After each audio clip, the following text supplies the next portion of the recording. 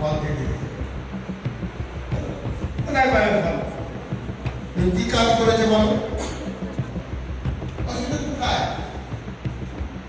তার সমস্ত জিনিস একাডেমি মানুষ যে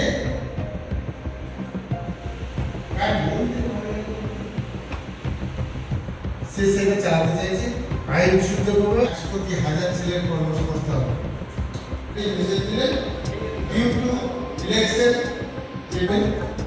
তুমি কাজ করে যাও, ফলের আশা করে যাও, ফল কিনে আমরা এখানে মেডিকেল কলেজ স্থাপন করবো।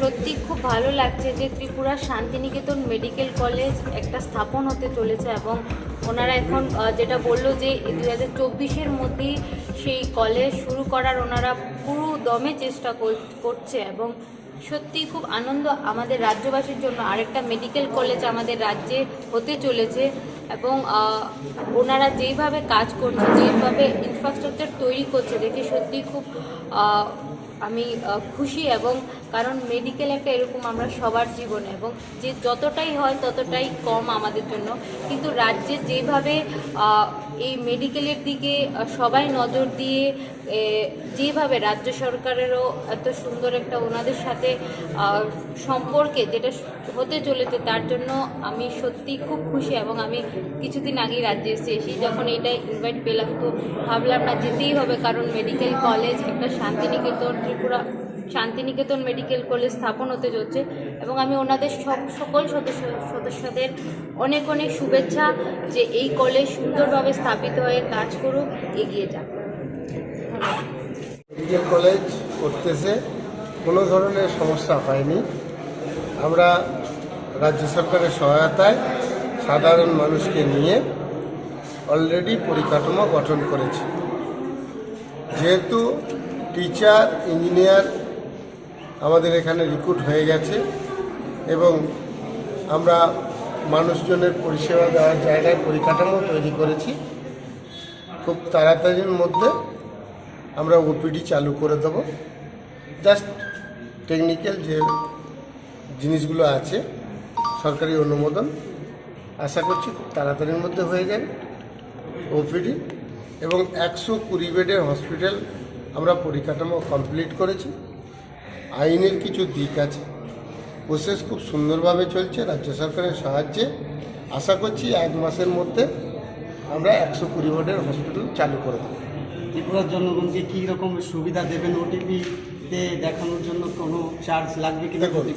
যেহেতু ডাক্তারবাবুরা রিক্রুট হয়ে আছে, স্যালারি লাগছে এবং ওনাদের আমরা কর্ম জায়গা দিতে পারছি না, ওনারা সহৃদয়ভাবে প্রায় বিনামূল্যেই দেখবেন।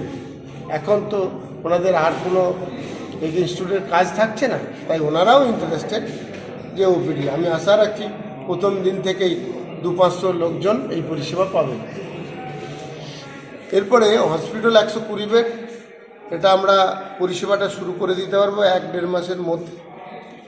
আমরা যুদ্ধকালীন ভিত্তিতে হসপিটাল তৈরি করছি, 8 মাসের মধ্যে আমরা পরিকাঠামো তৈরি করে দেবো 650 বেডের হসপিটালে। এরপর অনুমোদনে যে টাইমটুকু লাগবে সেটুকু নিলেই আমরা স্টার্ট করে দেবো এবং পর্যায়ক্রমে 2 বছরের মধ্যে 1100 বেডের হসপিটাল করব। এই জায়গায় রাজ্য সরকারের সহায়তায় আমরা নার্সিং কলেজ, প্যারামেডিক্যাল কলেজ এবং ফার্মাসিস্ট কলেজ করতে চাইছি। আমরা যদিও এ ব্যাপারে এখনও ফর্ম ফিল আপ করিনি, কিন্তু এগুলো ভাবনায় আছে এবং প্রসেসিং খুব তাড়াতাড়ি স্টার্ট করবে। আমরা যেটা চাইছি ত্রিপুরাতে ডিজিটাল ইউনিভার্সিটি করতে। উদ্দেশ্য হচ্ছে এখানে প্রচুর ইঞ্জিনিয়ারিং ছেলেপুলে আছে, তাদেরকে স্কিল আছে মাল্টি স্কিল করে, বিশেষ করে ভার্চুয়াল রিয়েলিটির মাধ্যমে শিক্ষা দিয়ে হেলথ সেক্টর ডেভেলপমেন্ট করতে চাইছি। এই উদ্দেশ্যে আমরা অলরেডি ট্রেনিং শুরু করছি।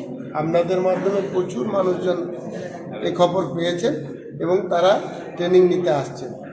শুধু আমাদের এই সেক্টরে কাজ করবে নয়, বিভিন্ন সেক্টরে কাজ করার ক্ষেত্রে তাদের সুবিধা হবে।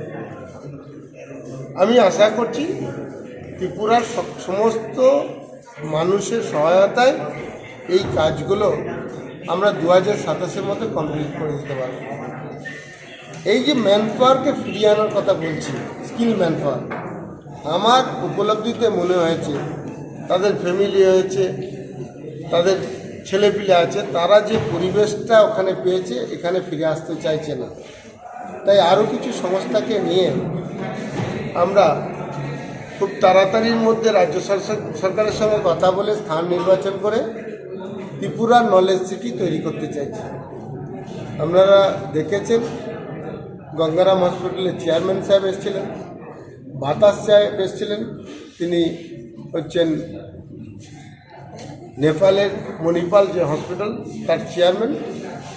যৌথভাবে এই সিটিটা করতে চাইছি। এখানে কেজি 1 থেকে পিজি পর্যন্ত সমস্ত ইনস্টিটিউট থাকবে, রিক্রিয়েশন ক্লাব থাকবে, স্পোর্টস একাডেমি থাকবে, কালচার একাডেমি থাকবে। এই অনেক মানুষকে সঙ্গে নিয়ে ম্যানপাওয়ার ত্রিপুরা যেটা বাইরে গেছে তাদের ফিরিয়ে আনার চেষ্টা করছে। তারা ফিরে যদি আসে, বিভিন্ন সাংস্কৃতিক বিভিন্ন কাজকর্ম সেখানে শিখেছেন, তাহলে ওয়ার্ক কালচারটা ফিরে চলে আসবে। এবং ত্রিপুরার যথেষ্ট ম্যানপাওয়ার, আমরা বায়োডাটা সংগ্রহ করছি, তাদের সঙ্গে যোগাযোগ করছি। আপনাদের মাধ্যমে জানাই 7 তারিখ এপ্রিল মাসে আমরা মহিলাদের নিয়ে একটা সভা করতে চাইছি, এন্টারপ্রেনারশিপ হওয়ার জন্য উজ্জীবিত করার জন্য।